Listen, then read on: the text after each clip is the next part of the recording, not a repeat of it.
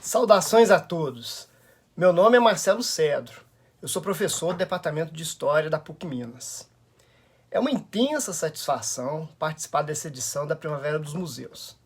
A programação está de altíssimo nível em todo o Brasil e podemos acessá-la remotamente. Eu agradeço muito mesmo ao Memorial da Arquidiocese pelo convite e por esta oportunidade para podermos falar um pouco sobre o patrimônio sacro em Minas Gerais. Eu espero poder colaborar em apresentar e discutir essa temática tão cara para nossas memórias e identidades. Eu tentarei aqui falar para vocês a definição de patrimônio sacro e como que ele integra o patrimônio cultural em transformação. Como a ideia de patrimônio se alterou ao longo do tempo? O patrimônio sacro se restringe a imagens de valor artístico e religioso?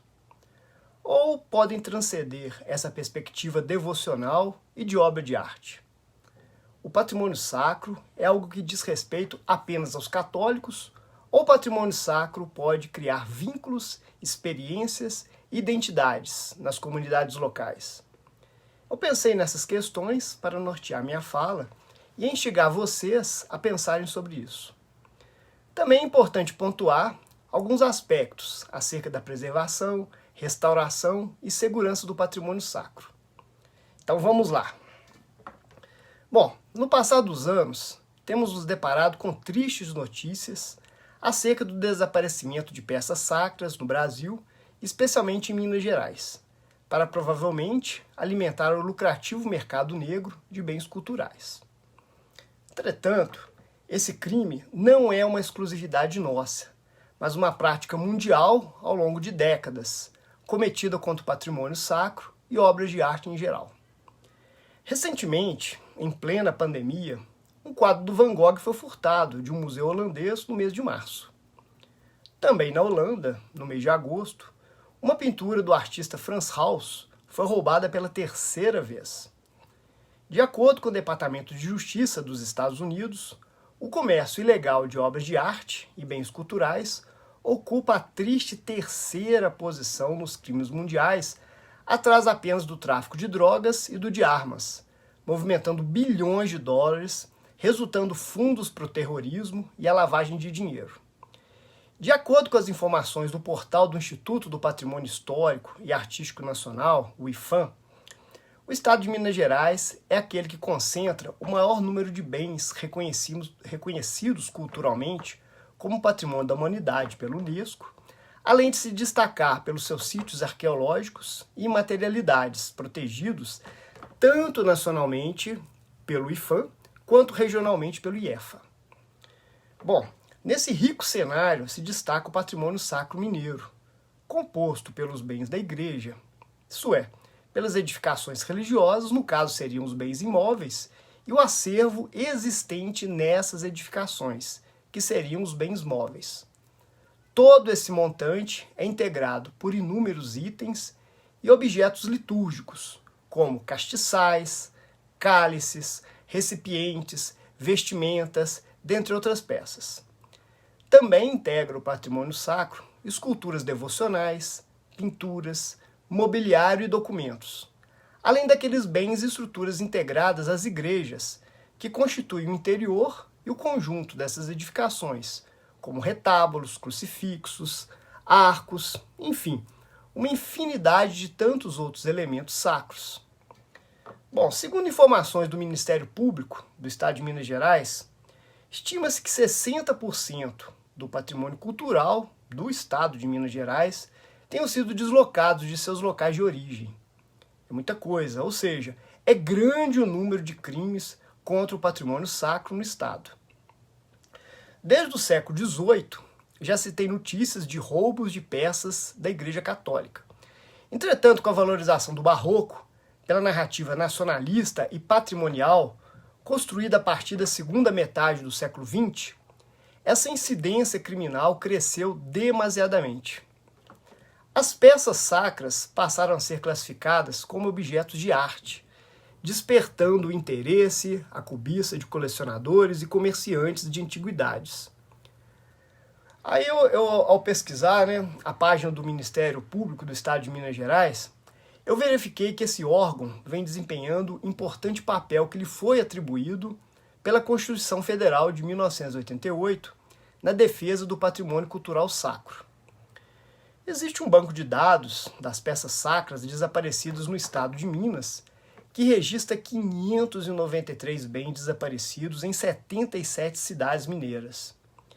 Figura no topo dessa triste lista a cidade de Nova Era, com 57 peças desaparecidas, seguida de Ouro Preto, com 41 peças, Oliveira, com 34, Campanha e Mariana, com 32 peças cada uma, e Tiradentes, com 28. Só para constar algumas cidades com os maiores números. São oratórios, crucifixos, imagens, castiçais, jarras, lavabos e tantos outros bens que integram o patrimônio cultural sacro do Estado. Em suma, ao realizar essa monitoração, o Ministério Público Estadual afirma que o Estado perdeu 60% do patrimônio cultural sacro por furtos, roubos ou apropriações indevidas.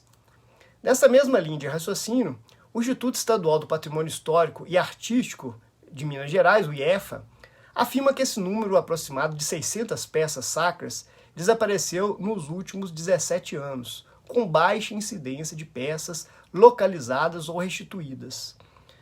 Notícias animadoras não são muito comuns, mas ocasionalmente acontecem. Em dezembro de 2019, conforme veiculado pelo Tribunal de Justiça do Estado de Minas Gerais, o Poder Judiciário determinou a reintegração do busto de São Boaventura, escultura de Aleijadinho, para o conjunto de origem, sob guarda do Museu do Aleijadinho e da Arquidiocese de Mariana. Essa obra encontrava-se no acervo de um colecionador paulista, de uma forma indevida. Também o IEFA, em março desse ano, comunicou a devolução da imagem sacra em madeira policromada do século XIX de São Miguel Arcanjo, para o acervo da matriz de São Romão, cidade do norte de Minas Gerais. Essa peça de mais de 1 metro de altura foi apreendida pela Polícia Federal em 2003 e ficou até então sob a guarda do IEFA, depositada no Museu Mineiro. A salvaguarda do patrimônio em geral não se restringe ao gravíssimo problema em relação à segurança, mas, sobretudo, na sua conservação, manutenção e restauração. Com o patrimônio, o descaso com o patrimônio afeta identidades, memórias e pertencimento das comunidades envolvidas. Com o patrimônio sacro não seria diferente.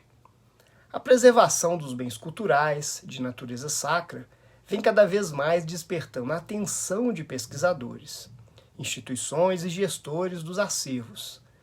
Preservar no sentido de proteger, salvaguardar e manter, também incluindo nesses conceitos verbais ações e práticas no propósito de restaurar, intervir e prevenir, auxiliar e compreender os valores e os sentidos atribuídos ao patrimônio e, acima de tudo, evitar que as marcas do tempo que ele carrega sejam apagadas. Como podemos trazer a Igreja, enquanto instituição, para esse debate sobre o seu patrimônio? O posicionamento da Igreja Católica acerca da preocupação em preservar seu rico acervo sacro, espalhado em inúmeros países, pode ser vista durante o Concílio Vaticano II, anunciado em 1959 e convocado pelo Papa João XXIII em 1962. O propósito dessa assembleia religiosa foi dialogar com a contemporaneidade em vários aspectos, incluindo aí a preservação das peças de arte sacra e também dos objetos utilizados nos ritos litúrgicos, cujas iniciativas de preservação eram originárias dos órgãos de proteção patrimonial. Seguindo essa tendência no Brasil, a Conferência Nacional dos Bispos do Brasil, a CNBB, elaborou o documento base sobre arte sacra no ano de 1971, realçando a importância da preservação dos bens culturais religiosos e recomendando ao clero nacional auxiliar tal propósito. Bom, neste documento, classificou o acervo dos bens históricos e artísticos da Igreja em 2 aspectos. O patrimônio vivo, espalhado pelas igrejas e capelas, cuja proteção caberia aos párocos, capelães e reitores, e o segundo aspecto, que são os depósitos de objetos artísticos, isso é, o que não estaria mais em uso, sendo recomendada uma criação de museus eclesiásticos. para a salvaguarda e para a exposição. Também durante o papado de João Paulo II, no ano de 1988, foi criada no Vaticano uma comissão para a preservação do patrimônio artístico e histórico da Igreja. É interessante notar que, anos depois, em 1993, o nome dessa comissão foi alterado para a Comissão Pontifícia para os Bens Culturais, cuja nova nomenclatura teria o propósito em se atualizar com a ampliação da ideia de patrimônio discutida internacionalmente por especialistas integrados à Unesco. Aqui eu abro um parêntese para uma breve explicação acerca dos debates sobre a trajetória da noção de patrimônio ao longo do tempo, para que possamos aqui entender como o patrimônio sacro passou a constituir o patrimônio cultural. A palavra de origem latina, patrimônio, no direito romano, faz alusão aos bens que pertenciam ao pater familias e seus domínios, como mulher, filhos, bens móveis e imóveis, animais, escravos, que poderiam ser deixados por herança. Nessa ótica, o patrimônio no mundo clássico era patriarcal, individual e privativo da aristocracia. Com a difusão do cristianismo na época medieval, ao caráter aristocrático do patrimônio acrescentou-se o religioso. Isso é, o sentido do patrimônio estava associado aos valores religiosos compartilhados, como culto aos santos, valorização das relíquias, os lugares sagrados que atendiam a coletividade cristã. A monumentalização das igrejas e catedrais românicas e góticas representava o patrimônio coletivo aristocrático, sobretudo a partir do século XII, XIII, por aí. A partir do século XV, o humanismo manteve o caráter aristocrático do patrimônio. As inspirações nos valores clássicos eram percebidas na leitura de obras antigas e em colecionar objetos, e vestígios da antiguidade. A ideia de patrimônio era catalogar, coletar, colecionar o quê? Moedas, inscrições em pedras, cerâmicas, estátuas em mármore e outras relíquias antigas, como também estudar e medir antigas ruínas. Multiplicaram-se então os antiquários e os colecionadores. No decorrer do século XVIII, a implosão da Revolução Francesa provocou grande instabilidade social e os revolucionários miravam destruir tudo aquilo que lembrasse o antigo regime absolutista, incluindo aí igrejas, palácios e monumentos. Nesse sentido, alguns indivíduos de bom senso naquela época preocuparam-se com a destruição desses edifícios, fachadas, portais, monumentos, relíquias, documentos e também de bens eclesiásticos.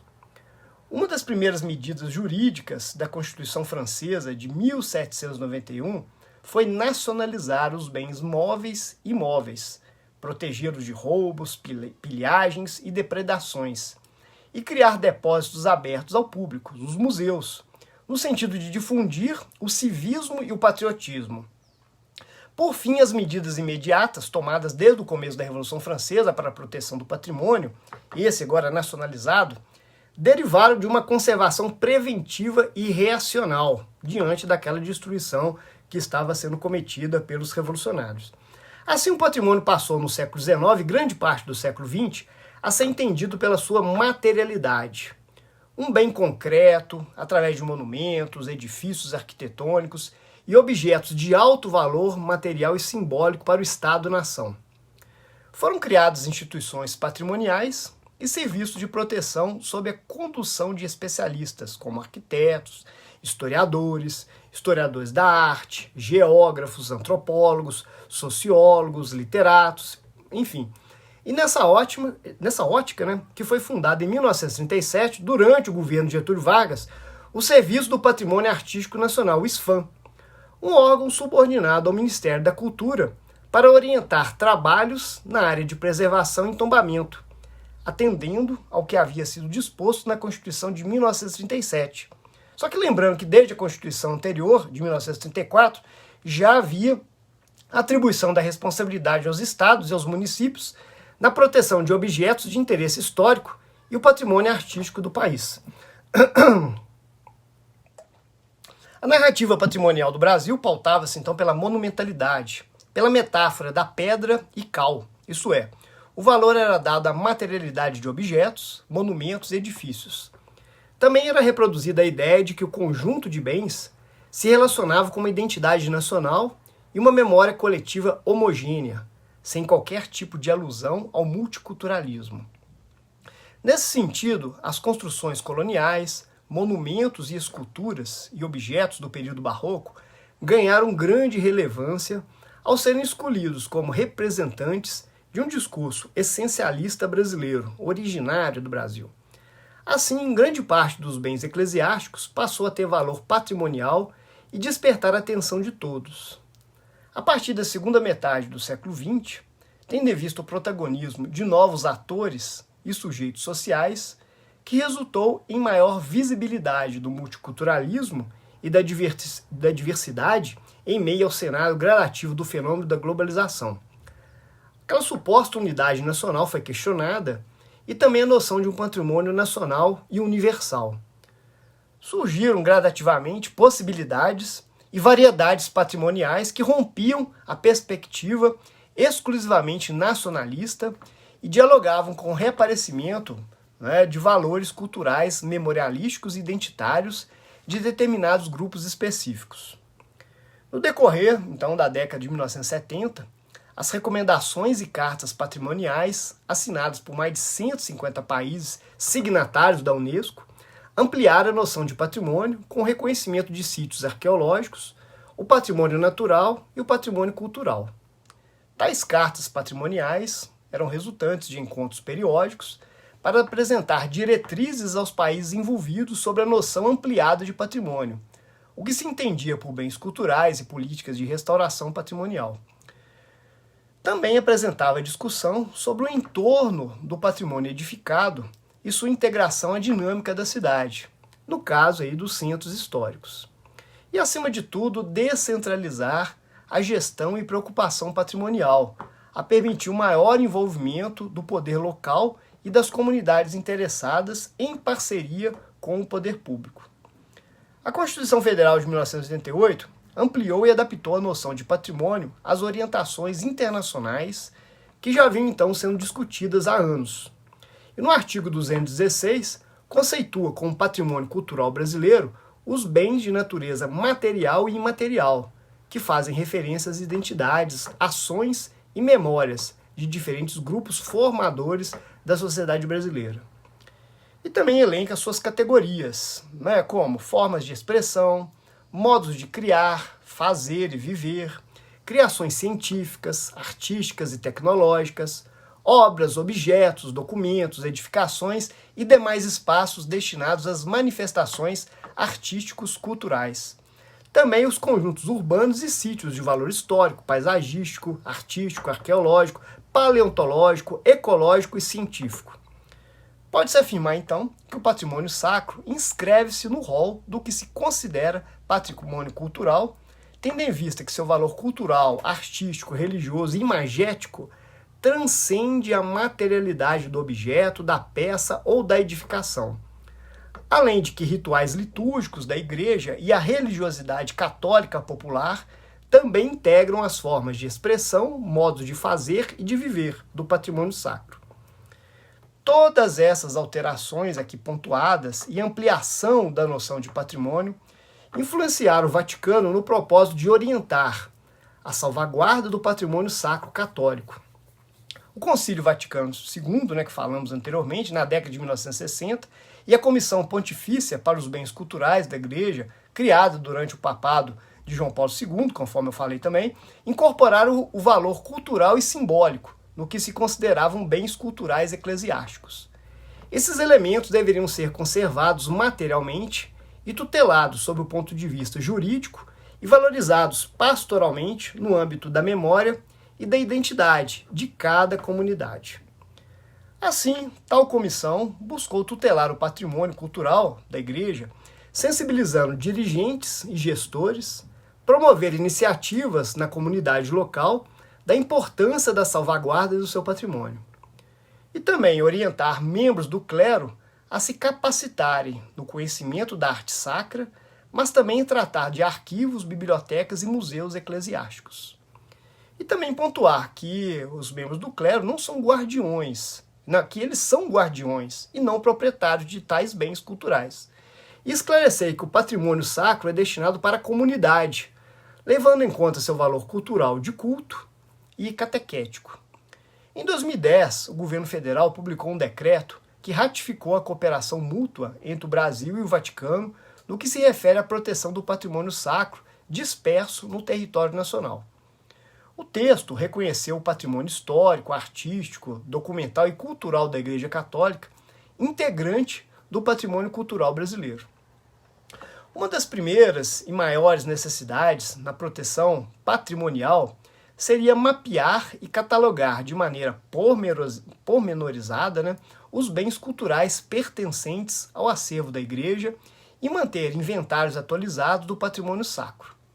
Atualmente no Brasil, existem alguns registros dos patrimônios culturais eclesiásticos, porém poucos encabeçados pela própria Igreja. Entre essas iniciativas, podemos destacar ações na região Nordeste e nos estados de São Paulo, Rio de Janeiro e Minas Gerais. No caso aqui de Minas, podemos destacar, além dos museus de arte sacra e eclesiásticos em algumas cidades do interior, também podemos realçar o papel do Memorial da Arquidiocese de Belo Horizonte, cuja criação remontou ao ano de 1992 como centro de documentação criado pela Mitra Arquidiocesana. Em 1996 foi criado por Dom Serafim Fernandes a Comissão Arquidiocesana de Arte Sacra. Depois, em 2001, o Inventário do Patrimônio Cultural, até que no ano de 2005, Dom Valmor Azevedo incorporou todas essas atividades relacionadas ao catálogo dos bens culturais ao Memorial da Arquidiocese. Nesse sentido, o Memorial desenvolve amplo trabalho de promoção, proteção e divulgação dos bens culturais sacros em parceria com as instituições patrimoniais, como o IEFA, o IFAM e também o Ministério Público Estadual.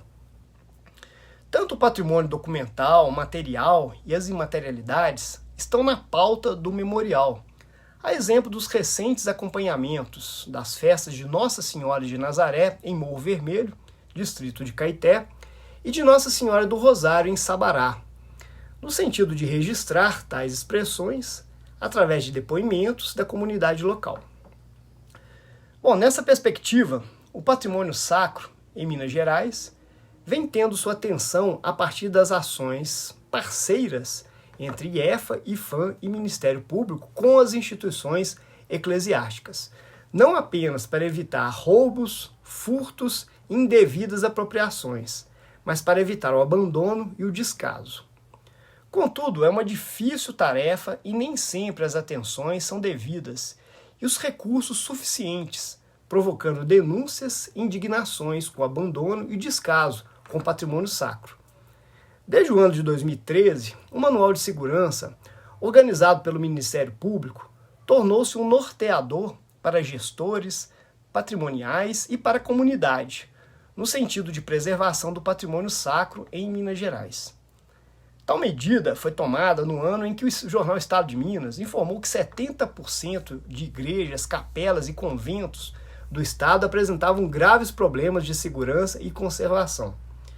Casos envolvendo problemas de fiação, mofo, desabamento, buracos no teto, no telhado, infiltrações, cupins em grande parte de igrejas, capelas e conventos. Esse manual orienta desde o controle de chaves da igreja até a gestão adequada do templo, tendo em vista questões de iluminação, instalação de alarme e circuito fechado de TV, também placas de sinalização e, sobretudo, o cuidadoso fichamento e o inventário das peças sacras. Além do engajamento e maior especialização de membros do Ministério Público em tratar com o patrimônio sacro, também vem sendo desenvolvida maior mobilização das comunidades locais e conselheiros municipais do patrimônio cultural, através da divulgação de informações, capacitações e utilização das redes sociais, no sentido de realizar um trabalho preventivo e destacar os valores atribuídos aos bens culturais sacros. Há publicado no site do IFAM o dossiê da primeira década do século XXI, que registra as ações empreendidas na salvaguarda do patrimônio cultural em Minas Gerais. Podem ser destacadas as ações de parceria com o Ministério Público e a Polícia Federal, a criação de um banco de dados, a criação de cartilhas, em parceria com o Corpo de Bombeiros, que foi distribuída para as Irmandades, por exemplo. A instalação de um sistema de segurança, o restauro de igrejas e a inauguração da sede própria em 2006 na Casa do Conde. Recentemente, algumas notícias foram alentadoras, como a restauração em julho de 2019 de 12 peças do acervo sacro da Capela de Santa Quitéria, em Catas Altas. São 5 imagens sacras, 6 castiçais e uma pia batismal. A devolução desses bens culturais à comunidade local foi acompanhada por uma procissão que conduziu as imagens até a capela, cujo núcleo foi tombado pelo IEFA desde 1989. Também no início desse ano, de 2020, o IEFA divulgou a revitalização arquitetônica das fachadas de 37 edificações e um chafariz, que compõe o núcleo histórico do distrito de Córregos, em Conceição do Mato Dentro. Também nesse ano, apesar da pandemia, foi publicado pelo Fundo Estadual da Cultura o edital Arte Sacra, no sentido de contemplar diversos projetos em diferentes linguagens, como música, artes visuais, audiovisual, patrimônio, literatura e outras expressões ligadas às artes sacras. Bom, diante desses exemplos, eu finalizo aqui e destaco que esses bens culturais que compõem o patrimônio sacro mineiro transcendem seu valor material e artístico.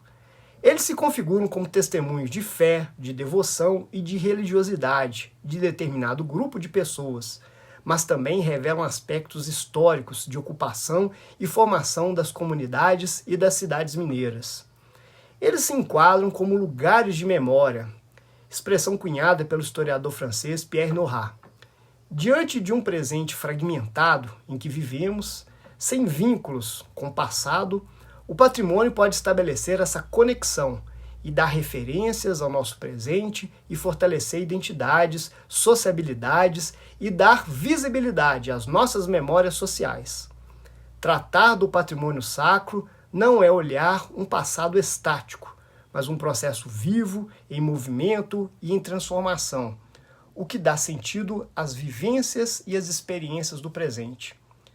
Tais bens culturais sacros, como também as imaterialidades das festas, do repique dos sinos, dos modos de expressão, de viver, de fazer e de sentir, reforçam a ideia de devoção e pertencimento, não apenas entre católicos, mas estabelece vínculos e experiências entre os membros que integram comunidades locais que guardam esse patrimônio histórico e cultural, tanto material quanto intangível.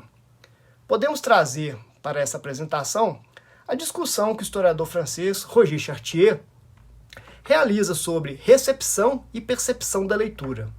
Na leitura, a liberdade e a capacidade dos leitores de se apoderarem dos textos e criar para eles outros sentidos, a partir de suas expectativas e vivências. Assim também pode ocorrer com o patrimônio sacro, ao ser ressignificado pela comunidade local, que lhe atribui novos valores simbólicos, culturais e devocionais, que muitas vezes podem escapar da própria igreja. É um exemplo do patrimônio em transformação, ao descentralizar responsabilidades patrimoniais, antes exclusivas para especialistas e instituições oficiais. Nesse sentido, podemos perceber maior protagonismo de uma pluralidade de memórias, identidades e sentimento de pertencimento das comunidades locais ao criarem vínculos com o patrimônio sacro em especial. A preservação e a restauração patrimonial são critérios que contemplam conceitos para que possamos viver em uma sociedade mais sustentável ao mediar o convívio do desenvolvimento com a salvaguarda de memórias, culturas e identidades plurais. Daí, a necessidade de inventariar, conhecer, educar, difundir, proteger e conservar o patrimônio sacro em Minas Gerais. Novamente, agradeço pela oportunidade em participar e obrigado pela atenção de vocês.